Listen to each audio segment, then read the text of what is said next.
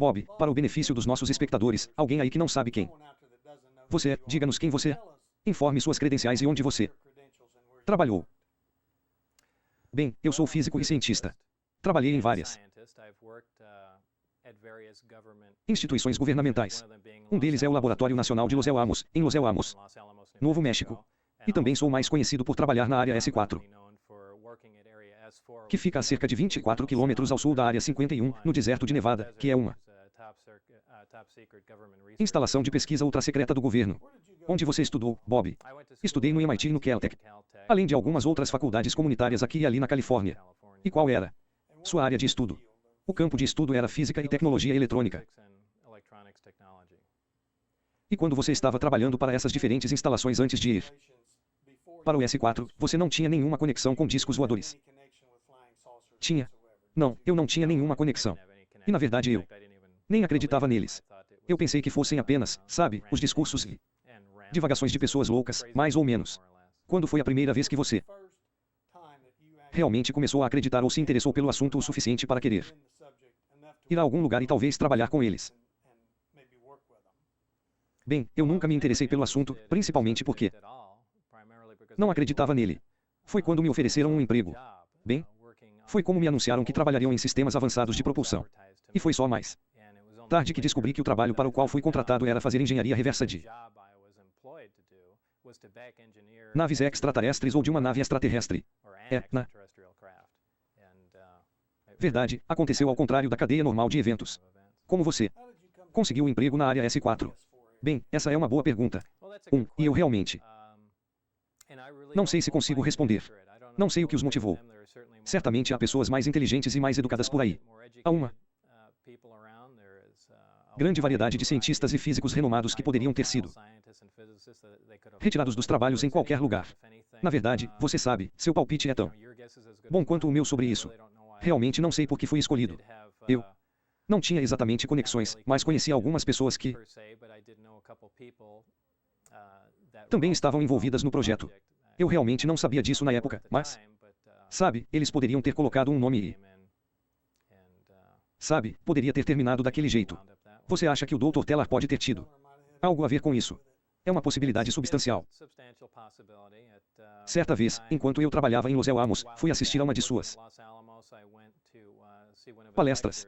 Cheguei cedo e ele estava lá fora e, coincidentemente, naquele momento específico eu estava na primeira página do jornal que ele estava lendo, e ele estava lendo sobre um artigo sobre um pequeno Honda Civic que eu tinha convertido para funcionar com motor a jato. E então eu me apresentei e expliquei o que estava fazendo. E alguns anos depois, enviei um currículo para ele e alguns outros laboratórios nacionais quando decidi retornar à área científica depois de me mudar para Las Vegas. E você sabe que é bem possível que ele tenha tido alguma participação nisso. Ele me indicou alguém na EGNG, o que por sua vez me levou a ser contratado pela S4. Quando você realmente viu primeiro veículo, navio ou embarcação neste planeta que você tinha certeza de que não era deste fabricante? Bem, eu vi isso provavelmente na segunda ou terceira vez que fui à instalação. E naquela época eu não estava convencido de que era isso que o ofício era. Quando o vi pela primeira vez, pensei que se tratava de um caça de última geração, muito avançado e fabricado nos Estados Unidos. E que isso explicaria todos os avistamentos de OVNIs. Só mais tarde descobri que não era esse o caso quando comecei a receber alguma documentação sobre a nave e consegui entrar nela e descobrir qual era o escopo do projeto. Mas, você sabe que eu já tinha visto isso antes, mas realmente não sabia o que estava vendo. E qual era o escopo do projeto? O que você deveria fazer com esta embarcação? Bem, o objetivo do grupo ali, o pessoal da S4, era essencialmente desmontar e descobrir o processo de fabricação e os materiais usados para produzir essa nave, esse disco voador. Bem, mais especificamente, meu grupo era formado por mim e outra pessoa, seu nome era Barry, com quem lidávamos com o sistema de propulsão e energia da nave. E nós deveríamos fazer a engenharia reversa disso. Queríamos ver se o sistema de energia e propulsão poderia ser duplicado. E se seria possível fazê-lo com materiais terrestres em vez de quaisquer materiais estranhos e exóticos que pudéssemos encontrar. Quando você viu aquela nave e percebeu que era uma nave alienígena, isso te perturbou de alguma forma, sabendo que havia um veículo de outro sistema. Bem aqui no planeta Terra e, claro, sempre acreditando que tal coisa não existia. Eram alucinações e coisas assim. O que você sentiu quando se deparou com a realidade de que tudo aquilo em que você acreditava antes havia desaparecido e você precisava dar uma nova olhada nas coisas? Bem, na verdade essa é uma boa pergunta. Muitas pessoas disseram, nossa, isso deve ter sido emocionante. E você sabe, esse realmente não foi o caso. A sensação realmente tomou conta de mim quando me permitiram entrar na nave para ver o posicionamento dos subsistemas nos quais iríamos trabalhar. E não era um sentimento de excitação. Era uma sensação muito sinistra. Uma sensação, como eu já disse antes, de que, você sabe, você não deveria estar lá. É muito difícil relatar, mas foi uma sensação estranha e avassaladora que tive. Você sabe, sem tentar usar um trocadilho, era uma atmosfera muito estranha. Você sabe, como deveria ser porque nenhum dos materiais era familiar, nada da arquitetura ou do dispositivo era familiar. E era simplesmente muito estranho. Sim? Porque obviamente eles estavam aqui e nós não estávamos lá. Então, sendo um cientista, você saberia as ramificações de tal situação, o que me leva a essa pergunta. Quão distante no futuro você estima que esse ofício estava do que estamos fazendo no presente? Bem, ouvi outras pessoas estimarem coisas assim, dizendo, bem, é 1000 ou 10.000 anos de avanço em relação à nossa tecnologia. E eu realmente não acho que esse seja o caso. O que realmente acho é que provavelmente se trata de uma tecnologia que está cerca de 100 ou 200 anos à nossa frente. E a única razão é porque eles tropeçaram em um dispositivo, uma máquina que pode realmente criar gravidade, que pode produzir ondas gravitacionais. Agora, isso é algo que nossa ciência e física sabem. Sabemos o que é gravidade. Sabemos como funciona, mas apenas observamos. Nós não entendemos isso. E certamente não temos uma máquina que possa criar uma onda gravitacional. E por quê? Eles desenvolveram isso, eles têm um sistema de propulsão único e isso tem muitas possibilidades de ramificações e outros usos. E a fonte de energia também é bem única. Sabemos da sua existência. Sabemos de uma reação de aniquilação total. As 3 reações atômicas que conhecemos, ou fissão, como vemos em uma bomba atômica, e fusão, como vemos em uma bomba de hidrogênio, e atualmente estamos tentando criar um reator de fusão para fornecer energia limpa. E também sabemos que há uma reação de aniquilação total, que é uma reação extremamente eficiente, praticamente 100%, sobre a qual ainda nem começamos a fazer nenhuma pesquisa. Mas você sabe que esses sistemas estão operando aqui e realmente não pareciam tão distantes assim, você sabe do que estávamos falando. Bem, uma coisa interessante é que o reator que movia esse veículo era muito pequeno em relação à energia que ele produzia. Não foi? Era tremendamente pequeno. Você está olhando para algo que produz mais energia do que uma usina nuclear comum. E se alguém mora perto de uma delas, sabe o quão grandes essas coisas são? E estamos olhando para algo, você sabe, pouco maior que uma bola de basquete, que está fazendo isso. Incrível. Você acha que esses seres representam alguma ameaça à raça humana? Eu não acho. Novamente, isso é especulação. Eu realmente não sei nada sobre isso. Mas se a intenção era causar dano, sabe, ao que tudo indica, parece que a Terra foi visitada por milhares de anos. E se houvesse qualquer intenção de causar dano, isso já teria sido feito. Se alguma coisa, isso é apenas uma especulação pessoal. Acho que somos mais como uma Disneylândia, algo interessante de se observar, mas não acredito que haja alguma interação direta ali. Pode haver, mas não vejo nenhuma evidência disso. Porque o governo não esclarece tudo isso, já que há muita especulação sobre isso. Há muita desinformação por aí. Porque eles simplesmente não se manifestam. E dizem que é isso que está acontecendo. Eles não representam nenhuma ameaça e é algo que vocês terão que viver de acordo com as pessoas. Bem, é difícil fazer isso. Primeiro, se eles fossem confessar completamente, teriam que admitir que já sabiam que isso estava acontecendo há 50 anos. E enquanto isso, eles têm espalhado desinformação e mentiras sobre eventos que você sabe que ocorreram. Então, eles não vão dizer, estamos mentindo para vocês há 50 anos. Então, para começar, há um problema aí. Mesmo que eles começassem hoje e dissessem, bem, descobrimos algumas coisas e, sabe, aqui está o que descobrimos. Isso ocorre porque esses sistemas são avançados e representam uma função realmente única. Eles apresentam um potencial de arma substancial. E por isso, Todas as informações certamente não serão divulgadas. No entanto, sempre me perguntei por que, ao menos, a existência da nave. Ao menos uma declaração no sentido de que encontramos algum material. Temos algumas informações, muitas delas relacionadas à segurança nacional. No entanto, podemos verificar a existência de vida em outros lugares, além da Terra e da tecnologia que temos, e talvez divulgar um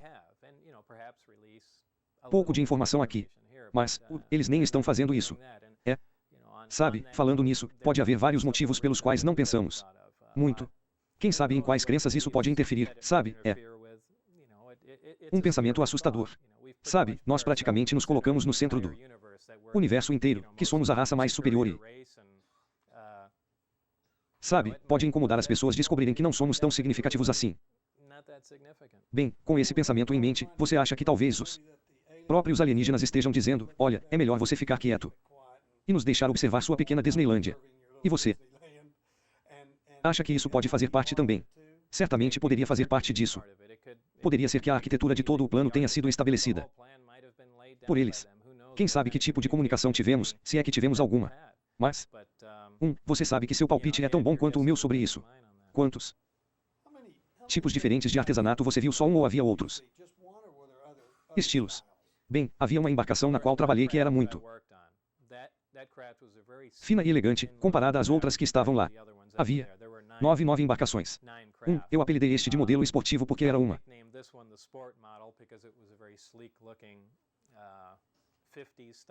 coisa muito elegante, estilo disco voador dos anos 50, e o nome pegou e as pessoas estavam usando esse nome. Eu realmente não sei muito sobre as outras naves, além do fato de que foi acidentalmente ou apenas uma coincidência que eu as vi uma vez. Todas as portas do hangar estavam abertas em um momento específico, quando eu estava lá, e normalmente elas estavam fechadas. Mas, na maior parte, a única informação que tenho é sobre o ofício em que trabalhei especificamente. Então, você não tem ideia se as outras naves vieram de sistemas diferentes, ou se eram todas do mesmo sistema.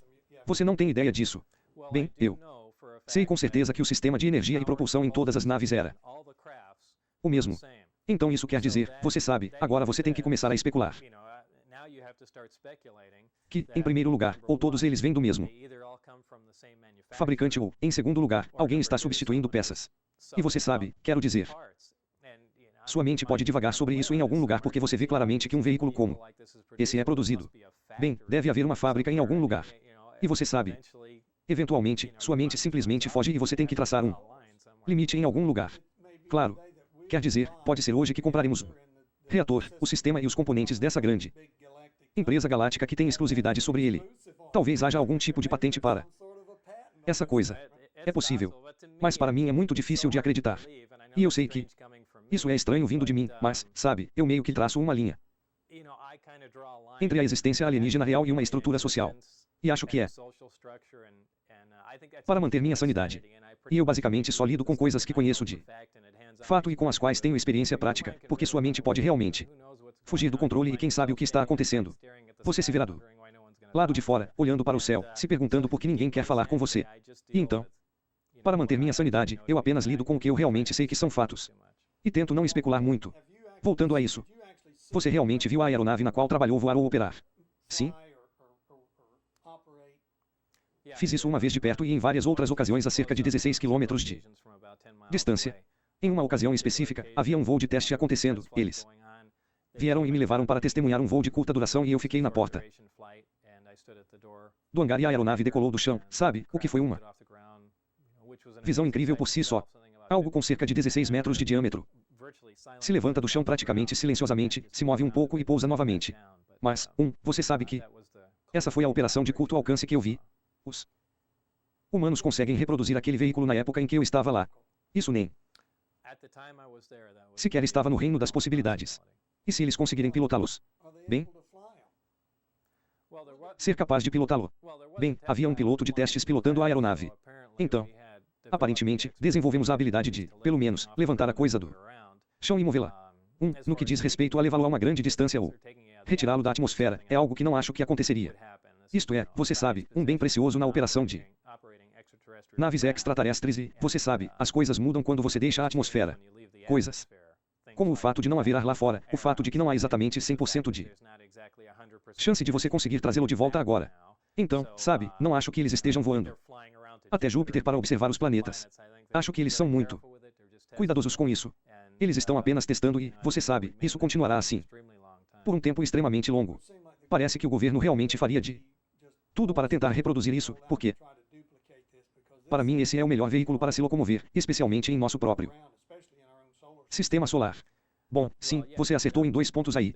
É o veículo definitivo para se movimentar e imagine poder ir a qualquer lugar instantaneamente, sem qualquer potencial de arma. Considere isso como uma arma em potencial. Temos problemas no Oriente Médio. Você sabe quanto tempo leva para colocar porta-aviões lá? Bem, estaremos aí em algumas semanas. Quer dizer, são necessários muitos reabastecimentos de aviões. Se pudéssemos estar lá num estalar de dedos e carregar algo assim com tanques e armas, sabe, isso é algo que estamos fazendo. Ou atrás das linhas inimigas, em vez de avançar na frente delas. Quero dizer, esta é uma arma tremenda. E é por isso, eu acho, que vemos muito do segredo surgindo. Então, eles estão meio divididos entre fazer de tudo para seguir em frente com o desenvolvimento e fazer de tudo para impedir que alguém descubra o que está acontecendo. Então, eles estão realmente entre a cruz e a espada. Exatamente. Qual é a velocidade? Bem, então podemos perguntar exatamente qual é a velocidade. Você sabe a que velocidade essa nave pode voar? Bem, é por causa da maneira como a nave funciona. Esse tipo de pergunta realmente não faz sentido porque a gravidade é um dispositivo de propulsão gravitacional e sabemos que a gravidade curva o tempo e o espaço. Distorce o tempo e distorce o espaço. Quando você se move de forma linear, você percorre uma distância x em um determinado tempo, o que é o que determina sua velocidade.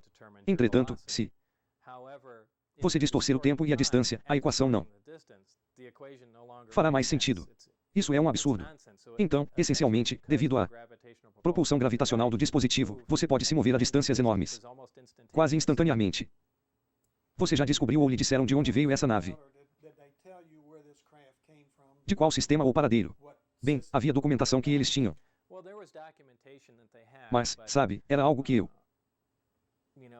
não pude verificar. Eu sabia no que estava trabalhando porque pude analisar e desenvolver teorias sobre isso, mas, quanto às informações de outras pessoas, não sei se elas estão corretas, mas presumo que a maioria esteja. Se de fato foi, eles alegam que a nave veio do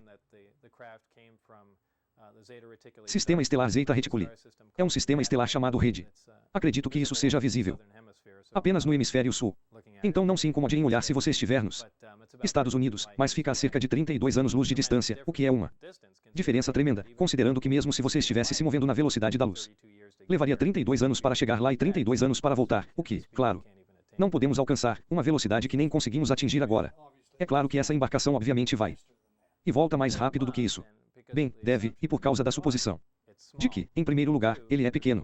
Número 2, não há lojas para nada, como comida. Não parece haver nenhuma área de lixo. Nem parece que tem carga alguma. Então, de onde quer que tenha vindo, veio muito rápido. Sabe, é outro motivo pelo qual o chamei de modelo esportivo. Não tem espaço para bagagem. Tipo um dragster.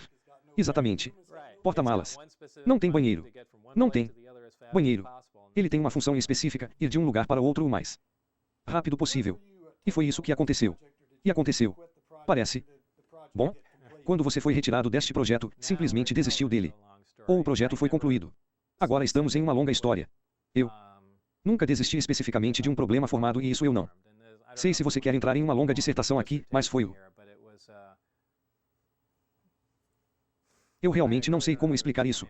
Um problema para ele, você levou algumas pessoas para ver a nave voar. Bem, eu levei algumas pessoas até lá, mas não foi daí que surgiu o problema. O problema era antes disso, por causa de todo o tempo que eu mantive isso em segredo da minha família e dos meus amigos, de tudo.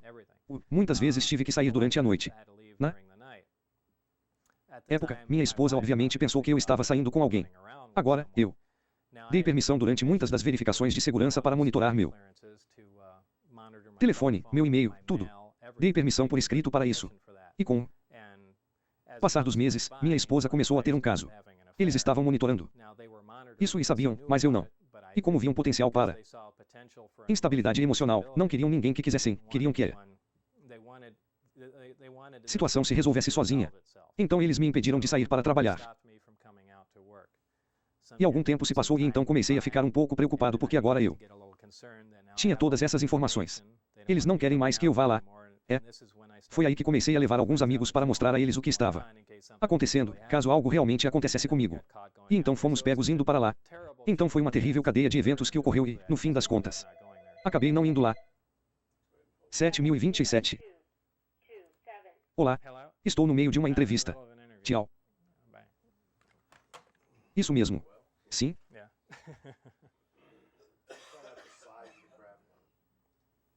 A nave tem cerca de 16 metros de diâmetro e 5 metros de altura.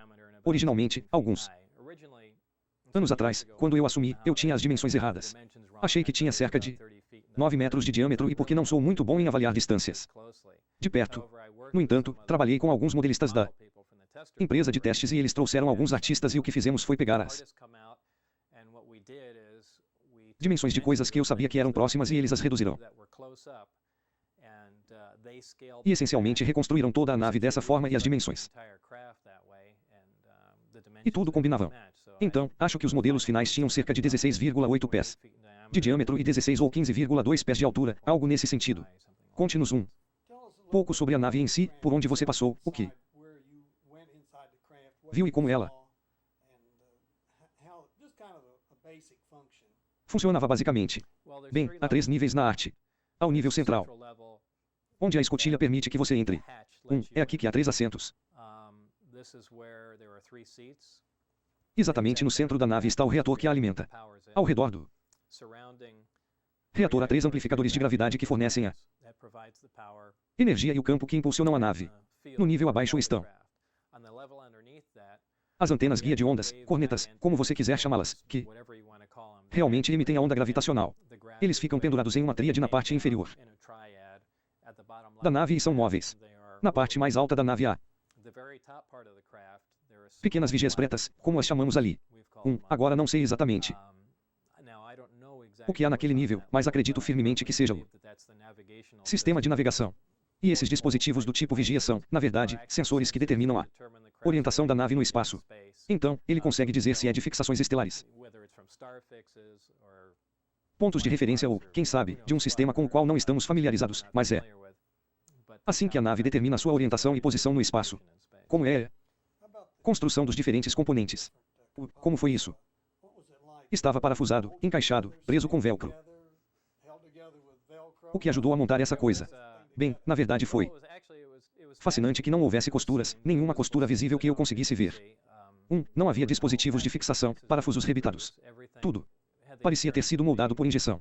Todos os diferentes sistemas que estavam conectados uns aos outros eram completamente suaves e conectados como você veria em uma gigante máquina de moldagem por injeção de plástico. Não havia realmente nada que fosse perceptível como um dispositivo de fixação ou uma costura em lugar nenhum. Bem, parece uma tecnologia que eu adoraria ver nos melhores combustíveis. Poderíamos construir algumas coisas realmente boas e drásticas com esse tipo de material. Isso é certeza. A julgar pelo tamanho da nave, a altura de cada nível, o tamanho dos assentos, qual seria sua estimativa quanto ao tamanho dos seres? Bem, a julgar pelo assento e pela altura do teto, a altura do ser provavelmente não poderia exceder 1,20 metro. E isso é o máximo porque quando você entra na nave, você fica curvado o tempo todo. Na verdade, você tem que praticamente rastejar para dentro, mas fica curvado o tempo todo, até chegar ao centro da nave.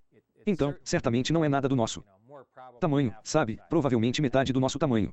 1,5 metro seria mais realista. Os assentos são pequenos. Oh sim. Bem, você ouviu falar de outra área que sempre foi estranha. Você já ouviu tudo sobre esses sequestros? Todo mundo está falando sobre ter sido abduzido. Qual é a sua opinião sobre as histórias de abdução? Pessoalmente, eu não acredito nele. Mas, de novo, isso é algo estranho vindo de mim, sabe, inventando uma história sobre discos voadores, mas eu simplesmente não vejo evidências suficientes e sim, é apenas um pressentimento. Posso estar completamente errado, mas tenho dificuldade com a maioria delas. E se de fato, você sabe, eles ocorreram lá, você sabe, pode haver 1 ou 2 que podem realmente ter ocorrido. Você sabe, com referência a Betty e Barney Hill, que eram um casal nos anos 60. que alegou o primeiro sequestro. Bem, você sabe, há algumas evidências interessantes aí, mas não tenho certeza. E meu pressentimento é que eu simplesmente não acredito nisso. Ok. E como você disse antes, eles podem estar apenas olhando para nós como se fôssemos um grande mundo da Disney. Algo interessante para observar agora. E você disse: há quanto tempo você acha que eles estão assistindo? Ouvi você dizer antes que você pensa em mais de 1000 anos ou mais que isso. Mais do que isso. Quer dizer, há pinturas antigas muito interessantes do período renascentista que têm imagens de discos voadores desenhadas ao fundo no céu. Sabe, você sabe, obviamente não é uma mancha, mas obviamente é uma arte em formato elíptico e você sabe, com um brilho ao redor, quero dizer, então algumas delas são fascinantes. Então, quer isso prove alguma coisa ou não? Certamente há menções a eles em alguns textos mais antigos também. Então, você sabe, pelas evidências que vi, parece que eles vêm aqui há milhares de anos. Você nunca viu um desses seres? Não? Não tenho. Você sabia que isso acontece? Você já ouviu falar de alguma instalação subterrânea onde alguns desses seres podem estar? Bem, eu ouvi muitas histórias e, na verdade, o S4 é construído em uma montanha. A única coisa e a razão para isso é disfarçá-lo das fotografias de satélite. Isso não acontece a menos que haja partes da instalação nas quais eu não tinha permissão para entrar. Mas, você sabe que eu nunca vi nenhuma dessas instalações subterrâneas profundas onde há alienígenas trabalhando lado a lado com humanos em projetos secretos. Você sabe que eu não sei se acredito nisso e na verdade, só porque eu você sabe, tenho uma opinião negativa sobre isso não significa que não exista. Mas eu tenho dificuldade em acreditar nisso. Você já ouviu falar de algum desses navios em outros países? Alguém somos os únicos. Os Estados Unidos são os únicos que possuem alguma dessas naves. Bem, eu ouvi histórias. Eu realmente não acompanho todas as informações sobre OVNIs, mas o que me chamou a atenção foi que houve avistamentos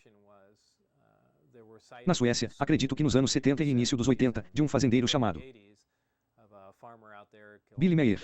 E o motivo que me chamou a atenção é que o artesanato é exatamente igual ao que eu estava fazendo. Ele tem algumas fotos fantásticas disso. Agora, as pessoas dizem que as fotografias são falsas e assim por diante. No entanto, eles parecem bem da Cervantes e, além disso, são exatamente iguais ao artesanato em que trabalhei. Então, se fosse uma imagem falsa, as chances de eles construírem um modelo que fosse exatamente igual à nave real seriam remotas.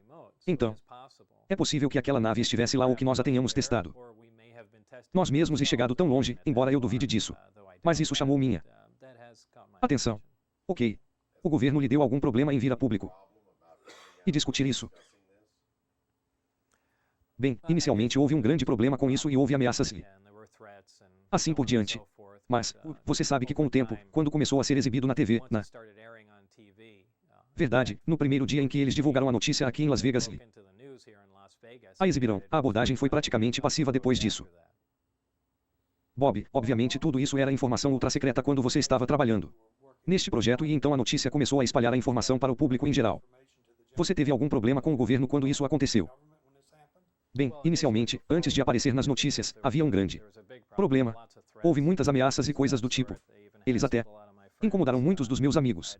Eu tinha um amigo que trabalhava em, você sabe, outra instalação no local de testes, trabalhando com caças furtivos, e eles o tiraram do trabalho e o interrogaram. E você sabe que eles cobriram praticamente todas as bases, mas depois que isso foi ao noticiário, eles deram a notícia uma noite em Las Vegas que foi uma abordagem mais passiva depois disso, porque realmente fazer qualquer coisa verificaria se o que eu disse era verdade, e você sabe que tem sido assim desde então. E eles fizeram algo como inserir desinformação para desacreditá-lo de alguma forma. Então as pessoas dizem, bem, este é apenas Bob Lazar, ele é o maluco de Las Vegas. Com certeza. Quer dizer, a desinformação é tão fantástica. Agora é absolutamente divertido. Quer dizer, eu ouvi histórias de que eu era um assassino, que eu estava vendendo mulheres na América do Sul. Quer dizer, qualquer história bizarra que você possa imaginar foi atribuída a mim. Qualquer coisa para desacreditar o que eu disse, e algumas delas são, você sabe, tremendamente engraçadas, e algumas delas têm alguma base em fatos, e eles apenas distorceram e mudaram. E você sabe que é realmente inacreditável. E na maioria dos lugares você encontra a maioria das coisas. Na internet, porque não há ramificações de alguém dizendo algo sobre algo na internet. Você sabe que eu poderia criar uma página na web dizendo que Don Garlett é um molestador de crianças e que você não pode fazer nada a respeito. Então, você sabe que é temporada de caça. Você sabe que corridas de arrancada são muito caras, especialmente corridas com combustível de primeira. Você sabe que agora o valor chega a $10.000 por corrida. Não, eu não fiz. Mas que tipo de orçamento você acha que os militares teriam para um projeto como esse? Bem, o orçamento provavelmente seria fenomenal e, você sabe, de onde vem o dinheiro é outra boa pergunta. Provavelmente foi originalmente canalizado através de parte do orçamento de Star Wars, mas, obviamente, é rotulado como um projeto secreto, o que significa que não há nenhuma contabilização real dele. Ele apenas absorve dinheiro de outros lugares, sabe, sem deixar nenhum rastro em papel. Mas imagino que o orçamento seja bem substancial. Onde eles encontraram a nave? Você sabe de onde veio esse artesanato? Eles já lhe revelaram onde encontraram a nave? Não, não sei. Se foi encontrado ou desenterrado em algum buraco. A única informação que eu tinha era apenas uma pequena sinopse que nos deram de que a nave tinha se originado no sistema estelar Zeter-2 e você sabe que isso é tudo que eu sei, mas ela não foi danificada de forma alguma, então obviamente não caiu. Não, não? Acredito que tenha caído. Estava em perfeitas condições de operação. As pessoas para quem você trabalhou achavam que tínhamos capacidade de acompanhar essa tecnologia. Ah, com certeza. Eles e isso era parte da intenção, você sabe, era levar nossa tecnologia para o palco e duplicá-la, e esse foi o grande impulso, não era apenas duplicá-la, mas duplicá-la com materiais que tínhamos e com os quais estávamos familiarizados, e, você sabe, eu só sabia o que aconteceu até 1989, você sabe, está chegando aos 10 anos agora, onde quer que o projeto esteja operando. Sabemos que não está mais perto da área 51, mas eles podem já ter chegado bem longe, sabemos que eles não pararam o trabalho, não é? Você acertou. É. O instante de Roswell. Você está familiarizado com isso. Já ouvi muito sobre isso, assim como todo mundo. Assisti alguns especiais na televisão aqui e ali. Não tenho nenhuma informação privilegiada sobre isso, mas, sim. Certamente parece que algo aconteceu lá. Bem, mais de 300 pessoas se apresentaram afirmando que viram a nave, viram o local da queda ou viram o ser. Então, nosso tribunal de hoje, se 3 pessoas disserem que viram você matar alguém, você poderá ir para a câmara de gás. Ah, certo. Eu acredito que no tribunal é uma vitória absoluta. Eu desafio qualquer um a refutar isso no tribunal, mas sabe, não temos essa oportunidade. Vamos conversar e perguntar sobre como podemos descrever exatamente como essa máquina antigravidade, essa máquina de gravidade chamada de uma bola de basquete, funciona ou funciona. Vamos entrar na engenharia. Bob, para o bem dos nossos espectadores que são adeptos da tecnologia, você pode nos dar uma breve visão geral de como esse pequeno reator de basquete pode gerar energia e causar a formação de um campo gravitacional. Vou dar uma breve visão geral sobre isso. Pode ser bem técnico, mas basicamente é um reator e um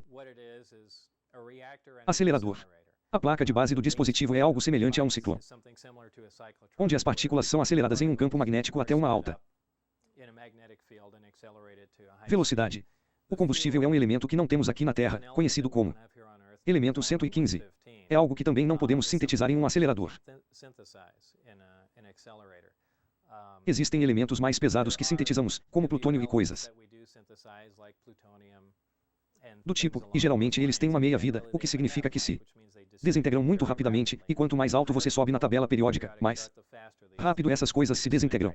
No entanto, sempre teorizamos que há uma pequena ilha em algum lugar ao redor do elemento 114, 115, onde os elementos se tornarão estáveis novamente, como outros elementos, como zinco e ferro, e você sabe, coisas com as quais estamos mais familiarizados. Bem, aparentemente esse é o caso. Se esse elemento ocorre naturalmente em algum outro lugar do sistema solar, em algum outro lugar da galáxia ou se ele é sintetizado novamente. Especulação. No entanto, esse é o combustível que é usado quando isso é bombardeado com um próton acelerado, vindo do pseudocicletrão na parte inferior do dispositivo, ele se transmuta. Ele produz o elemento 116, que libera uma forma de radiação que realmente não vimos em nenhuma radiação da matéria. E embora antimatéria pareça algo saído de Jornada nas Estrelas, é algo que produzimos em pequenas quantidades e em aceleradores. É uma partícula com carga e spin opostos à matéria normal. A razão pela qual a antimatéria é tão interessante para nós, e tem sido tão interessante na ficção científica, é que quando a antimatéria reage com a matéria, quando a antimatéria entra em contato com a matéria, ela libera 100%. É quase uma conversão total dessa matéria em energia, não sobrando praticamente nada. Agora, em todas as outras reações de fusão eficientes, você normalmente vê uma eficiência de cerca de 0,8% a cerca de 8%. Aqui está uma e você sabe quanta energia essas reações liberam. Esta é uma reação 100% eficiente. Então o que acontece é que essa partícula é acelerada. Ele interage com o elemento. Ela produz essa radiação de antimatéria. O que ele está produzindo é apenas antihidrogênio. E isso é reagido com um alvo de matéria gasosa. Quando eles reagem, eles produzem, você sabe, uma pequena explosão, uma quantidade tremenda de calor, e como esse calor é convertido em eletricidade, é um gerador termiônico, que é algo parecido com uma termoparise. É algo que quando esquenta, contanto que você coloque energia térmica nele, ele produz energia elétrica. No entanto, os dispositivos com os quais alimentamos naves espaciais nós usamos, na verdade, aquela sonda que acabou de ir para Saturno, a sonda Cassini, tinha cerca de 70 libras de plutônio e usava um gerador termiônico, mas os nossos não são tão eficientes. Novamente, isso é praticamente 100% eficiente, de modo que o reator em si nem esquenta quando está em operação. É assim que o reator produz uma grande quantidade de energia elétrica. Ela também é produzida por causa do elemento 115, que tem uma propriedade única, esse campo gravitacional se estende além do perímetro do átomo. Novamente, podemos entrar em muita física de partículas e que há algumas forças que são rotuladas incorretamente, mas esse campo que o elemento produz é amplificado de forma muito semelhante a um micro-ondas. Na verdade, as micro-ondas são transmitidas através de guias de ondas, que são como tubos. Isso é muito semelhante a como isso é amplificado e também transmitido, essencialmente por meio de tubos, guias de ondas por toda a nave e focado, amplificado e usado para propulsão.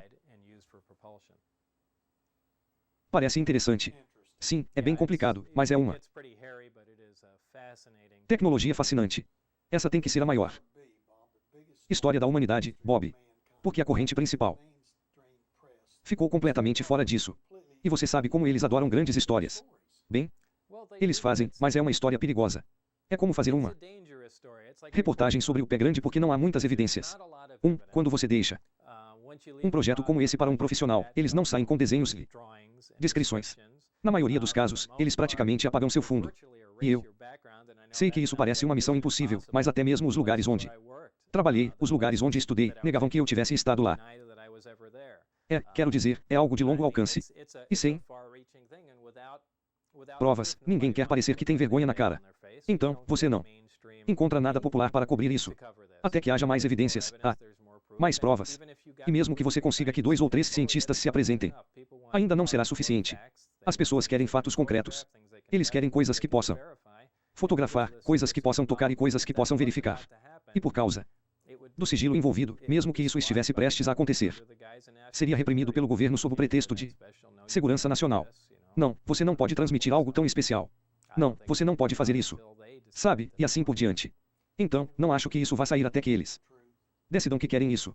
O povo americano conseguirá lidar com a verdade. Eu penso que sim. O povo americano pode lidar com muita coisa. Pode não ser o que eles querem ouvir. Pode interferir em muitas de suas crenças atuais, mas nós nos adaptamos a tudo. Nós realmente queremos. Acho que eles estão realmente nos subestimando. Isso provavelmente vale para o resto do mundo também. Você não diria? Absolutamente. O quarto ao lado ele tem aqui. Parece um laboratório químico ou algo assim. Sim? Isso é um laboratório. Ok. Quero perguntar a ele o que tem no quarto ao lado. Parece um laboratório com... Sabe, já houve milhões de avistamentos. Minha esposa e eu vimos algumas coisas que eram absolutamente inexplicáveis. O que você acha de todos esses avistamentos? Há muito poucas fotos reais e a maioria delas está borrada. Isso tem algo a ver com a maneira como a nave funciona ou é apenas o fato de que quando as pessoas a veem, elas não a veem por muito tempo? Não havia equipamento de câmera disponível. Qual é sua opinião sobre isso? Bom, você levantou 2 pontos. Primeiro de tudo é ter algum equipamento disponível. Normalmente, um avistamento é exatamente o que você diz, um avistamento. É um evento que acontece. Acabou. Quantas fotos você tem de acidentes de carro? Quantas fotos você já viu de acidentes de carro que não fossem na pista de arrancada porque sabemos que algo vai acontecer? Mas na estrada, você nunca tem um. Não, isso é verdade. É porque o evento acontece e acabou. Agora, a única razão pela qual você ou a equipe de notícias ficam sabendo do ocorrido é porque o fato permaneceu lá depois que aconteceu. Mas não há fotos do acidente real. Porque foi um evento passageiro. E qualquer acontecimento passageiro, isso é algo que você não vê. E muitas pessoas insistem nesse ditado. Bem, não há fotos deles voando.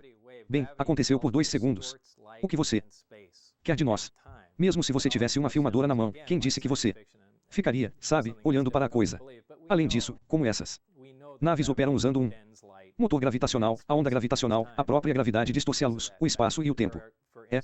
Tudo isso soa novamente como ficção científica e, você sabe, algo que é difícil de acreditar, mas sabemos que a gravidade curva a luz, curva o espaço e curva o tempo e por causa desse fator, por exemplo, na nave em que trabalhei, disseram-me que, sob certos pontos de vista, embaixo da nave, você não consegue ver a nave, você só consegue ver o céu acima dela, porque a luz é curvada ao redor da nave. Então certamente, pode haver situações em que você consegue ver algo e alguém a 6 ou 9 metros de distância pode estar olhando para um céu azul claro e não conseguir ver. É assim que as coisas acontecem. Transmitir essa entrevista pode causar problemas para você ou para mim. O que é que foi isso? Eu senti falta disso. Transmitir essa entrevista pode causar problemas para você ou para mim. Eu não acho.